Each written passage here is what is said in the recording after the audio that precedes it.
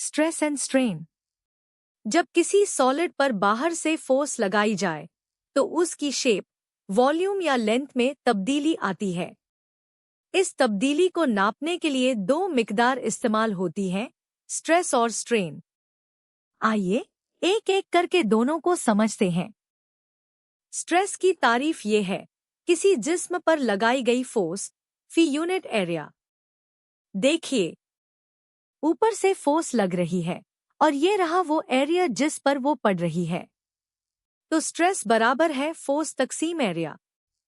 अब गौर कीजिए, फोर्स उतनी ही रहने दीजिए और एरिया को आधा कर दीजिए। स्ट्रेस दोगुना हो गया क्योंकि अब हर यूनिट एरिया पर दुगनी फोर्स पड़ रही है। अब इसका यूनिट, फोर्स का यूनिट है न्यूटन और एरिया का यूनिट है स्क्वायर मीटर। तो स्ट्रेस का यूनिट हुआ न्यूटन फी स्क्वायर मीटर।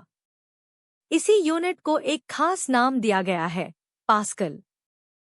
स्ट्रेस किसी जिस्म की लेंथ, वॉल्यूम या शेप बदल सकती है और इसी बुनियाद पर इसके 3 नाम हैं। जब स्ट्रेस लेंथ बदले तो उसे टेंसाइल स्ट्रेस कहते हैं। जब वॉल्यूम बदले तो उसे वॉल्यूम स्ट्रेस कहते हैं। और जब शेप बदले तो उसे शियर स्ट्रेस कहते हैं। जिस्म वो ही एक है, फर्क सिर्फ ये है कि उसमें बदल क्या रहा है। अब स्ट्रेन। स्ट्रेस लगने पर जो डिफॉर्मेशन पैदा होती है, स्ट्रेन उसी की पैमाइश है।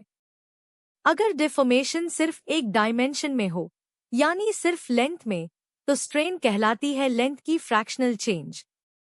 ये रही बार और ये है इसकी ओरिजिनल लेंथ।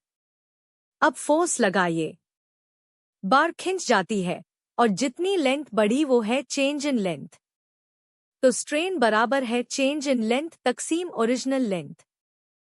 एक आखिरी बात, स्ट्रेन 2 लेंथ का रेशियो है, ऊपर भी मीटर और नीचे भी मीटर। दोनों यूनिट्स आपस में कट जाते हैं, इसीलिए स्ट्रेन डायमेंशनलेस है।